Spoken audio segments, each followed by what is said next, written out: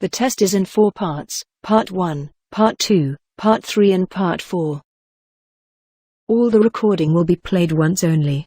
At the end of the test you will be given 10 minutes to transfer your answer to an answer sheet. Now look at Part 1. Part 1. You'll hear a conversation between Alan and Gianna, the office counsellor of a company. First, you have some time to read questions 1 to 6.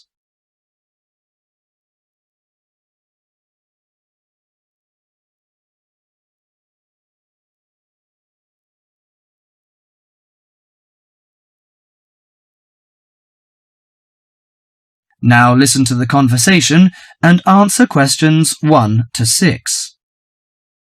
What's up, Gianna? You look like you're in bad shape. Yes, maybe I'll get sick leave from the boss and finally catch up on some sleep. I've barely eaten and slept in days. Those are warning signs of occupational stress. How are things at work? Terrible. After all the layoffs lately, the workload is totally overwhelming for everyone that's left. So I spend every waking moment in the office. I'm kept busy all the time. So you need to take a few minutes break every so often to clear and refresh your mind. But my boss will complain I'm not hard-working. She's so capricious that you can't predict her reaction sometimes. Maybe your boss just doesn't have a clue about how much you're really doing. Keep her updated on your achievements and projects. Also insist that she prioritize everything so you can manage your time better. That's right. I suppose that would help me regain some sense of control, but I'm afraid that she'll take that as a sign of laziness and give me the axe. So take the initiative and hit the job hunting trail now. You'll be surprised at how many opportunities are out there. That's encouraging. Anyway, you should cheer up and get rid of the situation. You know, according to a survey, about 40% of all people find their work very stressful, and 25% develop mental or physical diseases.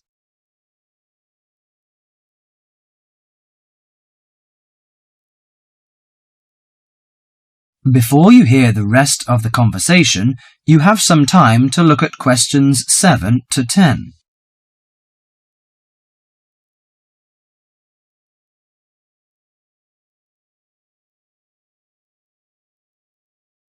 Now listen to the conversation and answer questions 7 to 10. So serious? I didn't know that. How do the problems start? You know, they start when conflicts at work induces stress.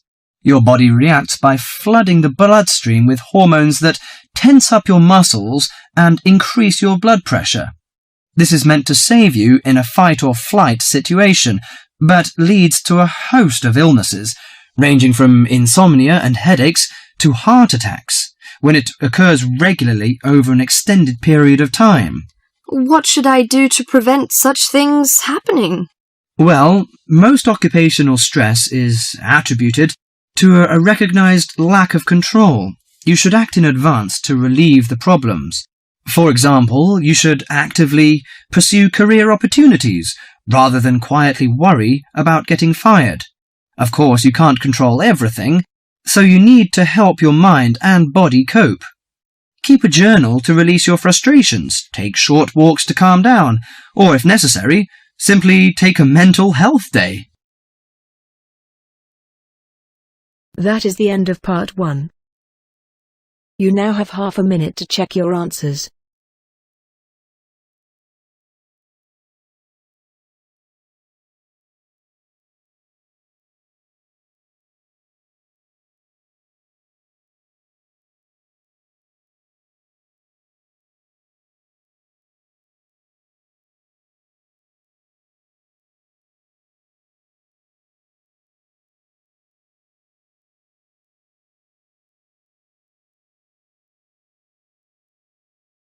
Now turns to Part 2.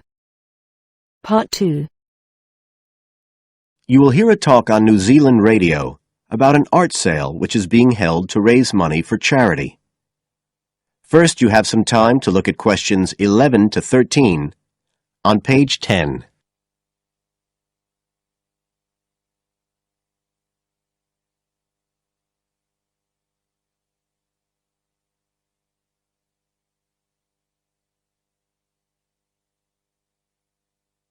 Now listen carefully and answer questions 11 to 13.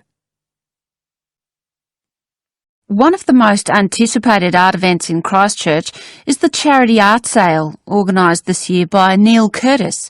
Neil, tell us all about it. Well, Diane, this looks like being the biggest art sale yet. And the best thing about it is that the money raised will all go to charity. So what you probably want to know first is where it is. Well, the pictures will be on view all this week, most of them at the Star Gallery in the shopping mall. But we have so many pictures this year that we're also showing some in the cafe next door. So do drop in and see them any day between 9 and 5. Now, if you're interested in buying rather than just looking, and we hope a lot of you will be, the actual sale will take place on Thursday evening, with sales starting at 7:30. Refreshments will be available before the sale, starting at 6:30. We've got about 50 works by local artists showing a huge range of styles and media, and in a minute I'll tell you about some of them.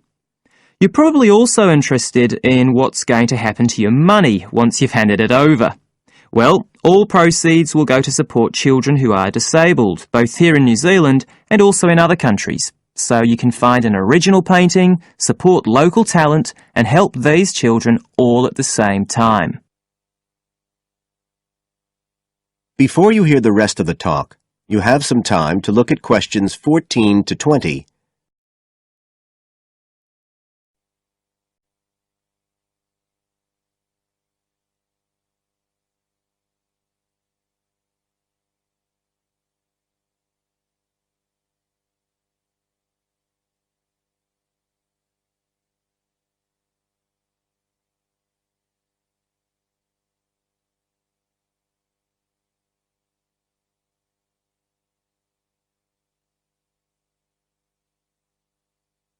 Now listen and answer questions 14 to 20. Now, let me tell you a bit about some of the artists who have kindly agreed to donate their pictures to the charity art sale. One of them is Don Stubley, who has a special interest in the art sale because his 5-year-old daughter was born with a serious back problem. After an operation earlier this year, she's now doing fine, but Don says he wants to offer something to help other less fortunate children. Don is totally self-taught and says he's passionate about painting. His paintings depict some of our New Zealand birds in their natural habitats. One relative newcomer to New Zealand is James Chang, who came here from Taiwan 9 years ago at the age of 56. Mr. Chang had 13 exhibitions in Taiwan before he came to live here in Christchurch, so he's a well-established artist, and art has been a lifelong passion for him.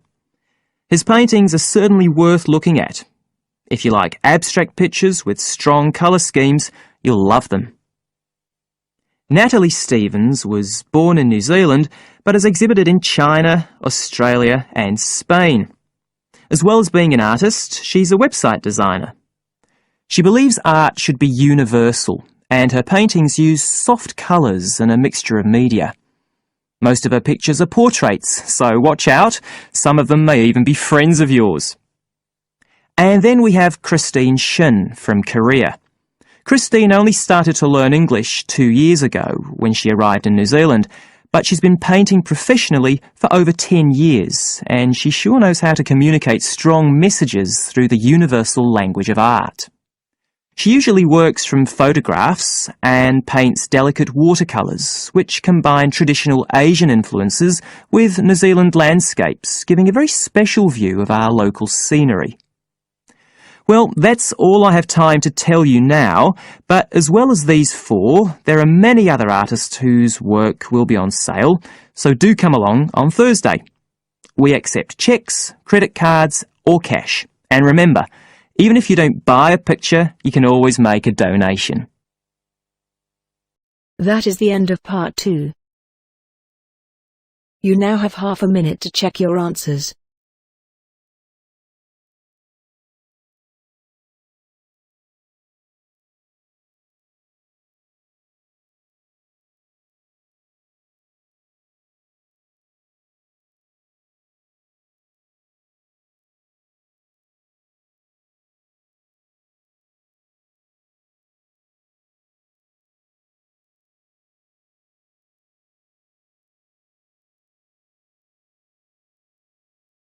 Now turns to Part 3. Part 3. You will hear some students talking about an assignment. First, you have some time to look at questions 21 to 25.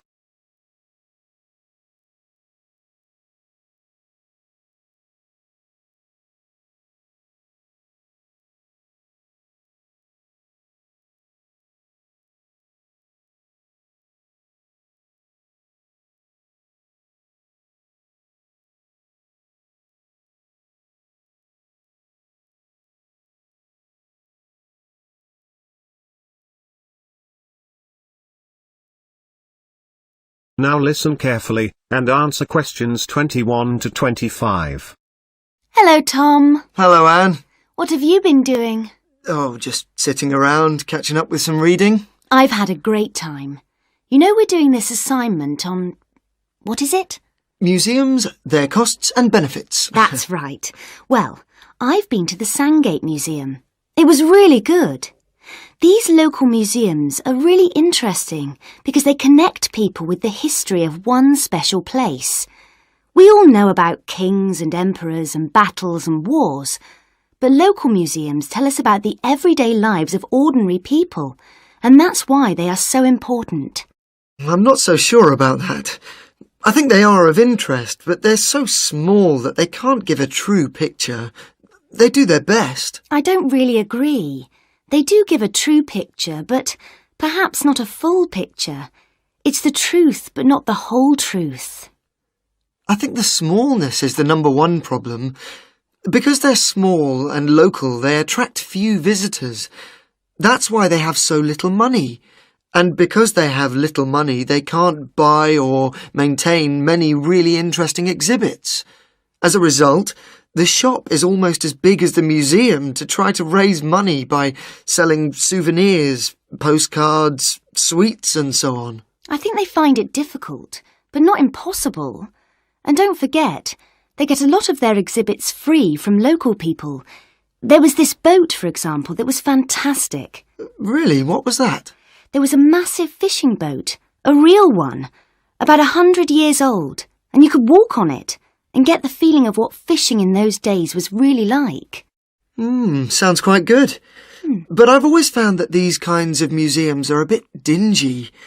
For example, the display cabinets are so dark that you can hardly see the exhibits, and the labels are sometimes difficult to read. Before you hear the rest of the conversation, you have some time to look at questions 26 to 30.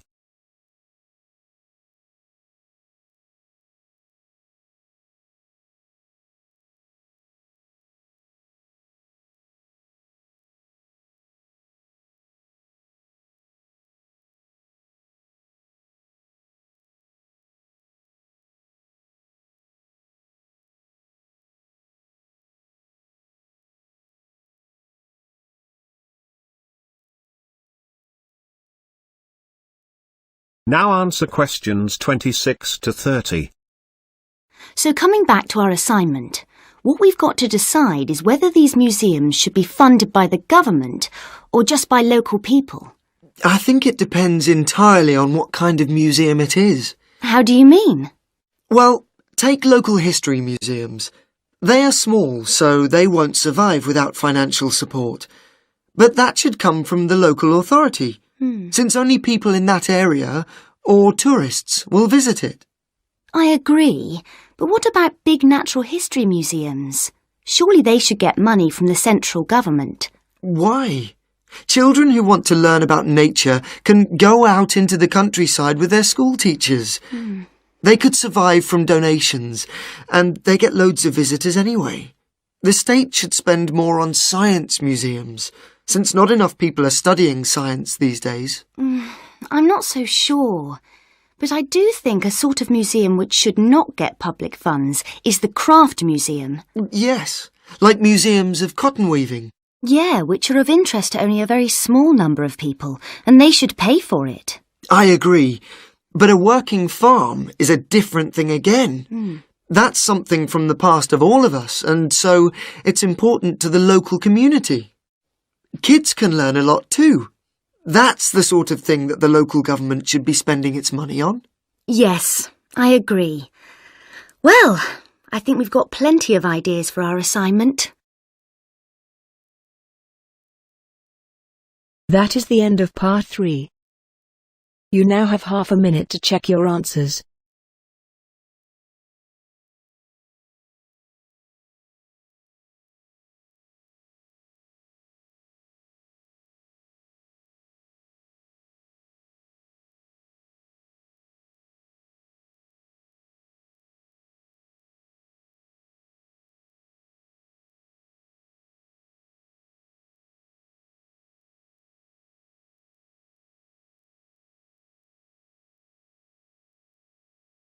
Now turns to part 4.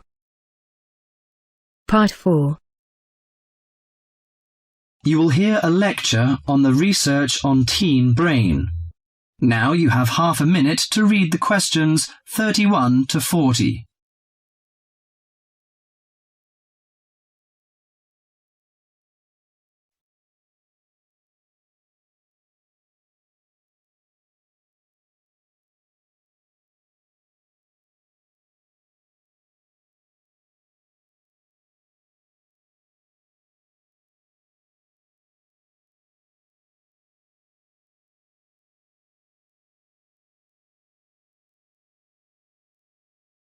Now listen to the lecture and answer questions 31 to 40.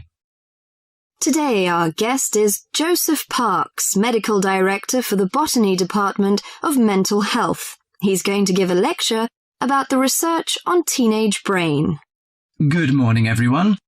Today I'm going to introduce the new research about adolescent mind, the teenage brain. How much do you know about that? Do you believe in brain scanning? Do you think we can judge whether a teen is normal or mentally ill? Or it's just another immature test? The new research shows a teen brain is in the middle of disordered changes. Those changes, scientists now believe, are so significant that they may reveal the mysteries of mental illness, explaining why some teens commit suicide, why others harm their classmates, and why some emerge later in life with mental disorders. The research looks forward to a day when teens could be tested for suicidal depression as easily as they are for heart disease. But there are signs that society and parents in particular would reject such a tool.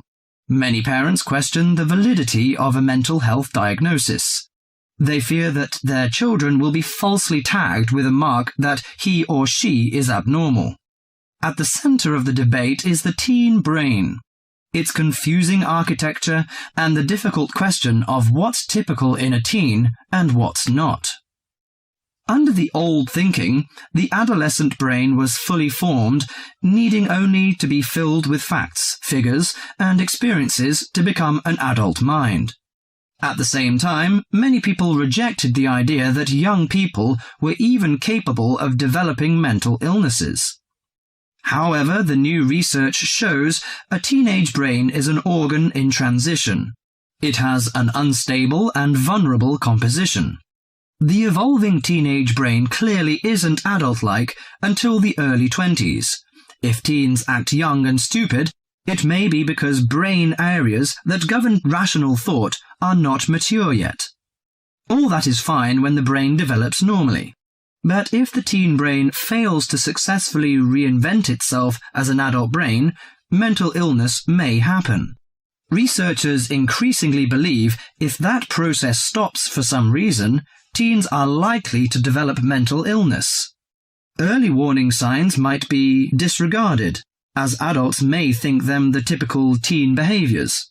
Perhaps the chief hope of the new research is that it could make a difference for teenagers suffering from mental disorder and major depression. These can lead to suicide, which for years has been the leading cause of death for teens. Until recently, scientists couldn't peer into living brains to look for changes associated with normal development or mental diseases. That is beginning to change as researchers develop ever more sensitive brain scanners. However, the composite pictures are somewhat misleading. A snapshot of an individual brain may fall somewhere between normal and mentally ill. For now, psychiatrists and psychologists must still rely on interviews and observations of children's behavior to diagnose mental illness. That is the end of part 4. You now have half a minute to check your answers.